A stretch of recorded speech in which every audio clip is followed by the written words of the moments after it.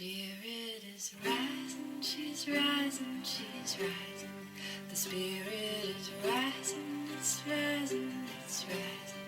The spirit is rising, they're rising, they're rising. Anyway. Yeah. Making humans is not an easy job. Humanity. So weird. None of us know what we're doing, so. You want to just use some of that? I was going to cut in from none of us know what we're doing, for sure.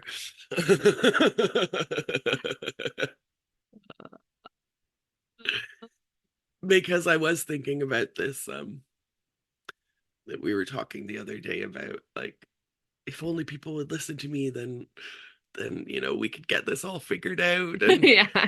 And I'm like, I wish people would stop thinking I know what I'm talking about. I wish people would stop coming to me for answers because I don't have any. Yeah. My delusion screams in the other direction. Like, why? We can all see that just peace and like sharing resources would fix it. What the fuck? Mm-hmm, mm-hmm. Yeah. Yeah. I mean, you'd think it would be easy, but it's agony. Yeah. Yeah. Yeah. Welcome to the RX. The agony and the ecstasy. We make no claims to knowing what the fuck is going on. Just songs of innocence and experience. Yeah. We're witches in the sense of artists and activists who are confused and believe in the magic of the natural world and hugging trees and the magic of reaching out for each other in the terrifying dark. And this is our witch prescription to each other, whatever that looks like on any given week that we manage to do it. So thank you for being here, along with all our caveats. And we can definitely like witchify by thinking about changing something into something else, whether it's mood A into mood B, turning loneliness into exaltation or whatever. If we use vocabulary like alchemize, there are many artists who talk about alchemizing pain into art, taking their pain and making it manifest and somehow working through it by making a physical object of it. Mm-hmm.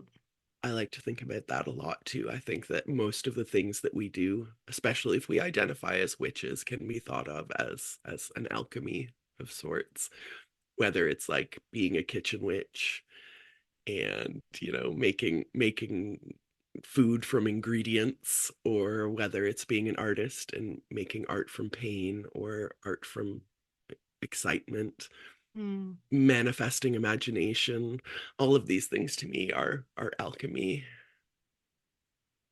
Yeah. And I want to plant a seed for you that you somehow get a chance to alchemize your mountains of snow and the sort of, because we are in it, folks. We are deep in it. All schools are closed in our area. We can't even get out of our road, down our road much today, and it's heavy and it's still falling. And alchemize that heaviness and all the labor that it is going to demand of us into something joyful. Probably a fort. I think my prescription for you, Amy, is a snow fort. Yes. I haven't done one this winter, but last winter, I mean, I'm an adult, a childless adult, and I remember my mom would sort of use me as an excuse to do the kiddie things she wanted to do. I don't need an excuse. I made a snowman, a snow friend, I think, actually. I don't think That's it was what we a man. call I think them it too. was, Yeah. like kind of like ended up looking like some kind of old babushka or something, and it was wonderful. As an adult with a home in the woods, snow is like more shit I gotta do. It's backbreaking, it's laborious, but I just took this one afternoon. And snow is like one of my favorite sculpting materials. If you get that sort of, the snow that fell last night and today is like, it's like wet concrete. It's amazing for sculpting. And I made this friend, and it was so joyful, and I would hug her sometimes, and then as the winter pressed on, she sort of got more and more grotesque looking as like snow fell upon her, and Don't like we all, lady? you know, part of her face fell off, and it turned into this like very like excitingly creepy sort of, ghost in the lawn. But Totally. I mean, to sort of take that as a metaphor, like the things that fall on us can be sculpted.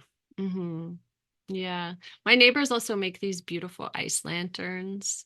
They use like big buckets. Like I'm sure Andy has a ton of them, big plastic buckets, and fill them with water and leave them outside when it's cold. And the way the ice forms, it forms from like the outside edge in. So it leaves a hollow in the middle where you can put a candle. And then they bring them inside for like an hour or half an hour until they can kind of slide the ice out. And then you get like a giant kind of candle holder all made of clear ice, and then they place candles inside and they put them all around their property and leave them lit. And then they also there's they've been in this like ongoing relationship slash battle slash conversation with the beavers next to their house. They're right on the wetland, on the swamp, and these beavers moved in and started building the way all of their instincts and body tells them to do to make a safe space, a dam. But right where they were building it was going to flood right up and onto their land and into their house. And so every night the beavers would come, and every morning David and Isabel would go and take down a few sticks and let the water pass. So they're just hopefully doing enough to communicate, like go somewhere else, but not to scare them. And finally, after like 2 months of that, the beavers moved down to the other end of the wetland and built it down there, which meant they raised the water level a little bit in an area where it wasn't going to damage anything. And we discovered this winter, after everything froze, that they made a perfect little skating pond behind the house because they raised the water level enough that it lifts it over the reeds back there in the winter. So we've been shoveling and then hung lights, like solar powered lights in the back, and a path of ice lanterns. And I don't know, I hadn't thought to talk about that today, but it is one of these things where like when I have had enough of sorrow and enough of doing the actions that I can do from here in resistance to genocide and resistance to what seems like a seamless onslaught of war fueled by the reactionary wealthy who use race and otherness to divide us and to continue to gather their hordes, that like I need to go and be with my neighbors and help shovel snow off the ice rink together and like spin on ice and remember that all of that division between us is fabricated by people who are trying to profit off of it. And I refuse to stay in their logic and in their world. I just refuse. And so that's the prescription to find moments of incredible beauty under the onslaughted weight of snow and of violence is one we're going to continue to insist upon here, even if sometimes it doesn't feel serious enough in the face of what we face. Seconded. So here's my prescription, and this is not it's not a uplifting one, but it's on a loop in my head. There's this song, If We Were Vampires. I didn't know the artist at all, which some Americans will probably laugh at me. Jason Isbell, I think he's won a bunch of country music awards. I don't know anything. I did a Goog to make sure he wasn't like a racist piece of shit, and it turns out he's not. As of today's recording, he's like, he's like the country singer who was like, I don't want racists or people who are going to sexually assault my guests at my show, so you can just fucking leave, or like, he tweeted at the like douchebag who wrote the "try that in a small town" thing and was like, write your own songs, piece of shit. Anyway, he seems like a little bit of an angry guy, which I can relate to. But the song is it's on a loop in my head because the chorus is it's knowing that this can't go on forever. Likely one of us will have to spend some days alone. Maybe we'll get 40 years together. Someday I'll be gone, and someday you'll be gone. It's on a loop in my head, just it's so painful to be reminded, but it's also, it's everything to be reminded, you know? I fell down the stairs last week. My husband had a health scare the same day. We both like physically encountered our mortality on the same fucking day, you know? And I after things with May's allergies and health scares, like I feel like I go in these circles, and Mark's mom getting cancer last year and dying. I go in these circles where like I have to cast a bubble of sparkly light around me and live in a ice candle and, you know, make forts and like delve deep into the beauty of it all to survive. But I also have to have the song on repeat that reminds me that someday I'll be gone and someday you'll be gone. And what we have is this flickering moment. And I'm so lucky to have it with you, Amesy, you know, and I'm so lucky to have it with Mark and May and with all you in the dark, in the coven we make between our ears. We are alive in this moment in the universe together. And that's a spell I need to remember in the winter. It's part of what the winter calls on us to remember. Yes, one of our coven mates, it was her husband's 40th birthday, and so they went to like the portrait studio and they got these portraits done, and they look amazing, you know, they're like all like dressed up, but then they brought just like weird, ridiculous props. And I was looking at these photos, and they're like just like captured playfulness in this like moment of time. Maybe Mm. that could be part of that prescription, like not necessarily taking photographs or posing within photographs, but remembering to capture these little moments and appreciate them and take them in and not to rush through them, like let's capture these moments like we can capture the light of a candle inside an ice structure and see how it refracts as it burns. Mm. You know, we have to, I mean, all the time we keep coming back to this notion of resistance and reenchantment, right? Like we can't forget what we're fighting for in the face of what we're fighting against. So capture a moment in the snow, capture a moment in, you know, in your family or with your friends, and hold on to it. Hold, like squeeze it so tight that it is absorbed into your skin through your hands, you know? Is that Mm. possible? Can we do that? I think so.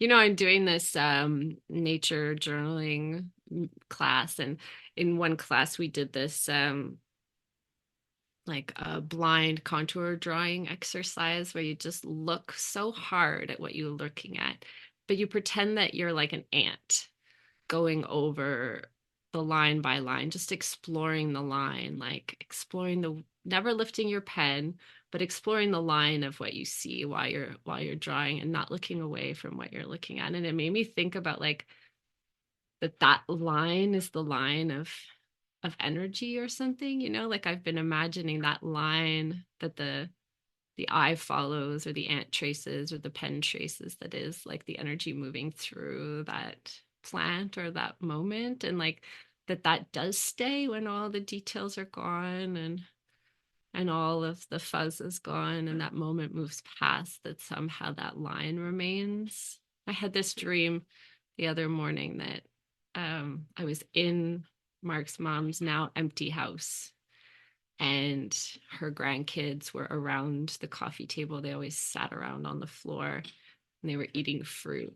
And she was there on the love seat, but she wasn't, you know.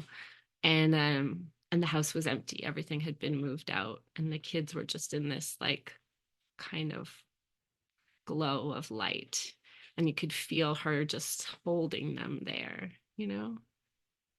And I felt like that was like that line through that house, through those people, through that moment remains, even though the house isn't theirs anymore.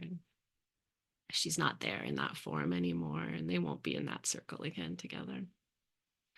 It does. I think it does make a mark, especially if you take the time to burn it into you somehow.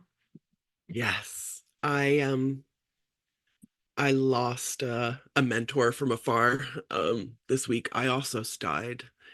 And I may have talked about Iossos before on the RX because he was, I was going to say is, I'm still getting used to the death, a pioneer of what we think of as New Age music. Is just wonderful meditative synthesizers that are really transportive. When you listen to Iossos's music, it's like, I defy you to not be transported. And there's this amazing documentary. Well, amazing. It's amazing to me. um Iossos and his music, and there's an interviewer who's asking him where his music came from or where it comes from. And I also describes that he would hear it in his head like a radio station playing music. And this went on for years. And he would sort of try to reconstruct what he was hearing in the material world with his synthesizers, with his instruments.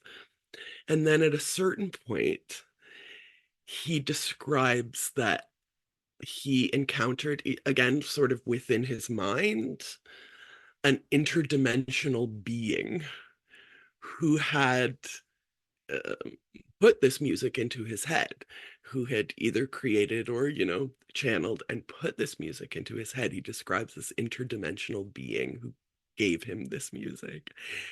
And then he starts laughing. And he says to the interviewer, I want to quote this exactly. He says to the interviewer, I realize that this is hard for you to believe, but at least I'm telling you what I believe, and you're free to handle that reality any way you like. And I've just been carrying that around for days, like what we believe, the role of faith in our lives, but also the fact that, like, you're free to handle that reality any way you like. If someone doesn't believe what you're saying, then you can say to them, well, this is what I believe, and you're free to handle that reality any way you like. And also, we are free to handle this reality any way that we like. We are free to handle this reality any way we like. And so my prescription this week is to listen to some Iossos music. If you can, in a space that is just devoted to the listening, and meditate on the idea that you are free to handle your reality or this reality in any way you like. Don't nobody fucking tell me how to handle my own reality. You know? And the fact that I also was like self-aware enough and had enough of a sense of humor to sort of laugh through this storytelling of like, this is what happened to me. Ha ha ha ha. I know it sounds crazy to you. Ha ha ha ha. And that's okay. There's no part of him that was like, people are going to think this is crazy, so I'm not going to do this. Instead, he was like, you're free to handle my reality however you like, without judgment. He wasn't saying, like, you're not going to believe this because you're close-minded. He was like, I recognize that this is difficult to believe, but this is my reality. And so, yeah, I just want to like bask in Iososness of just like having faith in our vision. Um, there's there's an artist. I don't know if anybody who's listening watches Dragula. It's like a monster drag competition. And one of the contestants said, all I have is my vision. I don't have a home that's safe. I don't have money or clothes or, a proper job. All I have is my vision. And so I'm going to be devoted to that vision. That's what I'm going to do because it's all I have. And I was almost like jealous. I was almost jealous that someone was like so compelled to manifest their vision that nothing else mattered. Nothing else mattered. And they were handling their reality how they liked. So that's my prescription, to have a vision and to not worry if it makes sense to anybody else. That's my prescription this week. May you make a fort, whether it is literal or metaphorical. Shine Or your a, sparkly light. dig a cloche in the snow for a candle. Hold on to your vision. Hold on to your laughter about the Yeah. weirdness of the world. And you are free to deal with this reality however you like. Blessed fucking be. And blessed fucking be. Me and my life is all to me. I love myself and all me. I love myself and all of me, all of me. I love myself and all of me. Love myself and all of me. I love myself and all of me. If you want to support the Missing Witches Project, find out how at missingwitches.com.